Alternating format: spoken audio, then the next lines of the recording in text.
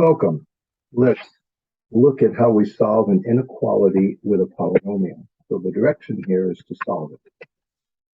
So we're going to treat it first as an equal in order to see what the x's are. So in this case, it looks like, well, I'm going to rewrite it with the equal sign just to be certain that there's no misunderstanding about anything. And looks like we'll try grouping first because there's 4 terms. X squared and x squared, and here it looks like a -4, -4. So we get x squared, x plus 1. Here it'll be -4 at x, and because of the negatives canceling, it'll also be a plus 1. So we have a common factor of x plus 1, and then we have x squared minus 4. And that's equal to 0. X squared minus 4, you recognize, of course, that is a difference of perfect squares, so it's x, not squared anymore. X minus 2 and x plus 2 is equal to 0. So that means we have x equals -1, +2, and -2 as the 3 zeros that will work for this. Well, what this means for an inequality is that we have to look at the areas around, between, and outside of these, not these particular points. So the best way to look at doing that is to do ourselves a little number line and see where these spread out. So it looks like we're going from -2. Oops, I want to give myself a little more space than that because of testing the regions. And a 2. And then -1 is about here. So what we're going to do is to pick specific numbers that are on the sides of these. So like 3 is a good one here. 0 is a good one here. All right, about there.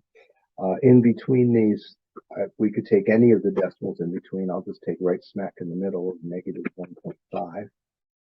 And here we'll do -3. So these are the numbers we'll use to test the region. Because what we have here are 3 very specific, or 4 very specific regions because of 3 specific points. Now, if we were graphing this on the number line, of course, we'd have a filled-in circle for each of these. That will be useful at the end anyway. So now next, we're going to put these numbers in and see what happens. So we'll start over here with the -3. And the problem was x cubed plus x squared minus 4x minus 4 is less than, greater than, let's double check it, less than or equal to 0. So if we plug those numbers in and work them out, we get here a -27 plus a 9 plus 12 minus a 4 comes to a -10 less than or equal to 0. Well, -10 is less than or equal to 0. That is true. So you need something to say this is a good area to work with. When we put -1.5 in it, -1.5 cubed plus and so on and so on and so on, we get the result of 0.875 less than or equal to 0. That's not true. That one's false. So you need to make it really clear to yourself that you're not going to use that region, that area. When we put a 0 in, well, we get 0 plus a 0 plus a 0 minus the 4. That's less than or equal to 0. Well, it sure is. -4 is less than or equal to 0. That is a true statement. And so this is a good area. When we put 3 in, 27 plus 9, all of that, we get 20 less than or equal to 0, and that's not true. And because that one's false, I'll do something like this. Now, what's that mean for these areas? Okay, so here we have this area filled in, and we're using all of that.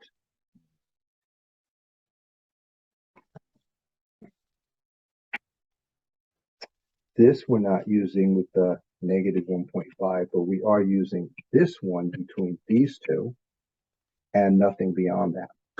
So here it looks like we would say that x is less than or equal to -2.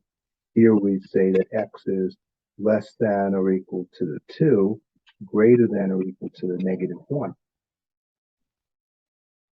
And what we'll put for our final answer will be to do this in interval notation. Negative infinity goes to -2 and includes -2.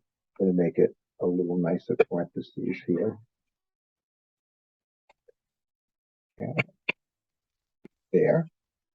And that's in union with the fact that we're going from -1 to +2. So here we have the answer. This is the solution, that the x's that will make this polynomial correct are in these two ranges. Any x value between -infinity and -2, and any x value between -1 and 2, including the -2, -1, and the 2, because of the equal sign. Now, what's interesting about this one is that if this were less than were switched to greater than or equal, then these areas would have been correct, and the other ones would have been false. So it would have made for the same concept, just different results in there for it. Okay. Solving an inequality with a rational is pretty much the same type of thing to do. Let's put solve here. The only difference is that your first step needs to deal with the fact that you could end up dividing by 0 if you're not careful. So you first have to identify for what values of x the domain would not cover in the denominator. In other words, what you would end up causing you to divide by 0. So you take the denominator and make it equal to 0, and you get here that -1 cannot be part of the domain. But what it is it is going to be one of the numbers that you'll use. There, I like to draw a three-dimensional thing once in a while. This is going to be one of your numbers that you'll put on that number line. So we'll use it as a barrier or a boundary for us, a boundary point. Then what you do is your second step, you're going to take the rational and you're going to solve it just as if it's a normal, simple equation. We'll multiply both sides by the x plus 1. X is equal to 2x plus 2. Now at this point, I'm going to solve for x. It looks like if I subtract x on both sides, we'll get just an x on the right side. And if I subtract 2 on both sides, we'll have a -2 equals x. So we now have our second point. There. That's about as creative as I can get with this. So now we only have 2 points. We have the point that solves it, which is -2. We have the point that would make the denominator 0, which is -1. And so our job now is to find out, is this region acceptable for answers for that rational? Is the region in between the points acceptable, or is the region that's greater than -1 acceptable?